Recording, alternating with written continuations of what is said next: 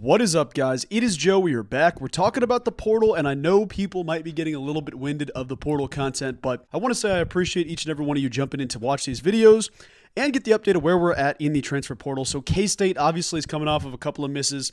It is what it is. We talked about it. It is what it is. Don't freak out. If you missed my last video, I basically have a message saying, guys, don't worry. There's still a lot of great opportunities ahead. I'll link it somewhere here if you're interested in checking that out. But today, we've got K-State linked to two big men in the portal. One we've talked about before, one we have not.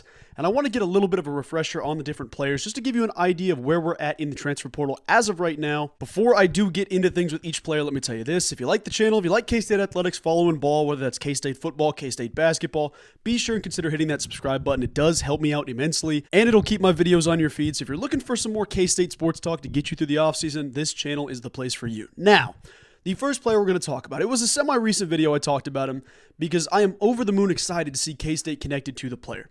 The first player up is Samford big man Achor. Now, there's been some updates to Achor. I'll toss his highlights up again here in case you might have forgotten or in case you're not familiar, or you might have just missed the first video as a whole. Stat-wise, Achor is a dog. I mean, that's the type of player he is. He's a 6'9" junior from Samford. Last season, he had an explosive year. Originally played high school basketball at the same high school that Bebe Igiola did, and then followed that up by playing with Naquan Talman at Chipola Junior College. I don't know if it's junior college or community college, so I apologize if I'm butchering that, but did play alongside Naquan Talman at Chipola College here down the stretch in 2021. But this dude is a hot commodity in the portal, and he's one of the dudes that I want incredibly bad on my roster. Now, last season at Samford, you probably saw him in the NCAA tournament against Kansas in that game if you missed it. Achor had 23-8 against Hunter Dickinson and KU. The team ended up losing 93-89. There was that big dramatic block down late. But either way, Achor was cooking in that game, and he cooked down the stretch. Last season as a junior at Samford, averaged 16.1 points, 6.1 rebounds, 1.5 assists, and 58.6% shooting from the field, while also connecting on 43.5% of shots from three. That is incredible as your big man. That's a dude stepping out and shooting the three at a high rate. And just to add to that on top of it, some specific breakdowns here that you'll see in the video. Achor has a 14% assist rate when passing the rock, 67% catch and shoot efficiency, which, get this, that is the 96th percentile of all college basketball players. 96th percentile as a big man on catch and shoot. That's incredible. The next thing I wanted to highlight as well, on the pick and roll, that's where he's most effective. He scores 20% of the time, averaging 1.39 points per possession, which is in the 89th percentile of all college basketball players. The dude is an athlete. He is a top priority for Kansas State basketball. There was a recent tweet that was mentioned, and I say this to say, both the two players I'm talking about in today's video have connections to Kansas State. They've both recently been mentioned as potential suitors or suitors. I'm not sure if it's something just behind the scenes, but there was a tweet from a big Louisville fan, and it seems to be pretty, accurate from what I've checked out.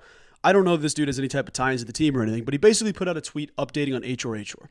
So he's a Louisville fan. He basically says, hey, Cards, some development with Achor, who I would love to land because of his size and three-point shooting. He was said to have Auburn, Louisville, and K-State in his top three. It doesn't sound like he'll be admitted to Auburn because of academic reasons. We will see what happens.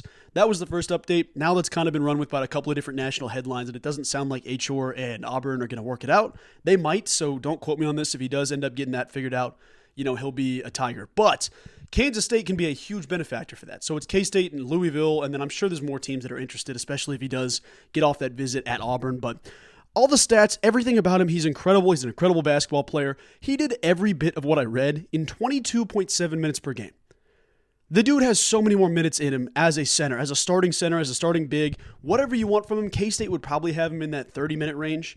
I mean, maybe 32 and certain cases. Obviously, you want your bigs to not get too exhausted, but Achor was absolutely balling. Let me read you his last few games of the season because that's a good idea of where he's at. So in the last 5 or 6 games, let's see, 21, 4, and 4. Obviously, 4 is being rebounds and assists. 12 and 4, that was his low game with a pair. 28 and 14 against Furman. 25 and 9 against ETSU. And then 23 and 8 against Kansas. The dude has a history of putting up big numbers. He can shoot from outside. He can do whatever you need. And I love his fit in the 5-out offense. I mean, that's what Samford runs. That's kind of their idea, is that they have bigs that are capable of distributing. Achor is the perfect player, especially a guy that's successful in the pick and roll alongside Doug McDaniel. So keep your eyes out for Achor. K-State was mentioned as one of the 3 in his top 3. Nothing official. Achor hasn't put this out. This isn't something that he's tossed out, but it sounds like speculation is growing with K-State, Louisville, and Auburn, depending on what the academic stuff is with Achor. But that is our first player to highlight in this video, and I would absolutely love to get Achor in a Wildcats jersey. That is the perfect player. And selfishly, I know we missed out on Clifford Amore. It is what it is. This is a dude who I would argue is a better fit than Cliff and is just as big of an addition. So Achor is going to be someone to follow. He'd immediately become one of the guys that is one of the best bigs in the Big 12. Some people are going to look at him and be like, well, maybe his usage rate or maybe his numbers might not convert. I don't worry about that. The dude's an athlete. He's a ball player, and K-State would be thrilled to get Achor on campus. Now, the next player I want to talk about here, it sounded like most likely he's going to stay in the NBA draft. However, reports have kind of changed on his position. The next player I'm talking about is senior forward Coleman Hawkins, the 6'10" senior from Illinois, played last season with them and was a big part of their deep run in March Madness. Coleman Hawkins, I'll explain his stats here in a second, but I want to give you the update that included K-State. This is from CBS Sports' Matt Norlander. He basically said this on a podcast. It's the Eye on College Basketball podcast. He basically said, for Coleman Hawkins, it sounds like that is Arkansas, North Carolina, Louisville, and Kansas State. There could be others. He will command a very, very high NIL price, and he really does want to go to the NBA route. But I'd say the buzz on Hawkins at this stage is more likely than not he would return to college, although no sure thing. So no, it's not guaranteed. It's not guaranteed that he's coming back, but Coleman Hawkins is a dog. He's a big, he's a center. He plays like a stretch four, but the dude can do whatever you need him to do. 6'10", 225 pounds. He's going to be a successful NBA player for a lot of years. Last season at Illinois, averaged 12.1 points, 6.1 rebounds, and 2.7 assists on 45% shooting from the field while shooting just under 37% from three. So another big guy that can step out and shoot, but he was a big part of the team's Elite Eight run. I feel like they went to the Elite Eight. Maybe it was the Sweet 16 and I'm blurring the lines, but Coleman Hawkins has a 15% assist rate. So a big that can distribute once again. Both Achor and Coleman Hawkins can pass the ball, which that's important in your 5-out offense. Your big is going to be the guy that kind of starts the momentum, does the right thing. So Coleman Hawkins, like I said, 15% assist rate. He scores 1.03 points per possession on spot-up shots from the field, which is in the 71st percentile. He scores 1.28 points per possession in transition, which is big, the 82nd percentile, which is awesome.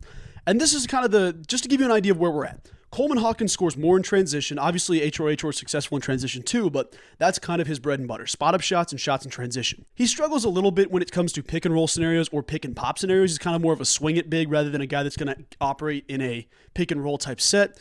That being said, just because it hasn't been incredible, it doesn't mean it's not possible. So last season at Illinois, he was in the 41st percentile of that. The difference between Achor and Coleman Hawkins, it depends on the fit, it depends on the scheme, whatever it is. Both dudes will be hot commodities, but it sounds like you'll have similar players in both recruitments, with that being Louisville, K-State, and then North Carolina. We already dealt with them a little bit for Clifford Amore, so they'll be back in that. And then as well, it sounded like the other one was Arkansas. We'll see what happens there. I also wouldn't rule out the idea that he's returning to Illinois. That's also a possibility. But Coleman Hawkins, Achor, both would be incredible players. Two players to keep your eyes on as we continue to go forward. As it sits right now, K-State, obviously you're going to have to go to the next wave of, can you get guys to campus? Can you get them to commit? Whatever's going to happen there. But both of these dudes would be 10 out of 10 additions, and they'd be massive recruiting wins. So Achor, I think, is probably the one that has a little bit more connection to Kansas State, considering the relationship to Naquan Tomlin, relationship to Bebe Giola. I assume there's more of an in with the coaching staff, considering the high school guys and the Chipola College guys a little bit there. But we will see what happens, and I'll keep you updated. I hope you're all doing well, and we're going to get through this portal cycle together. Tomorrow, I think I'll have a video discussing the Kansas State football schedule, so we'll talk about my look at the season prediction from me based off of the spring portal moves. We'll talk about all that and more here soon. But I appreciate each and every one of you guys. I hope you're all doing well. Thank you guys so much for the support during this process. I appreciate each and every one of you being here. I hope you have a wonderful rest of your day. We'll talk to you soon. Go Cats.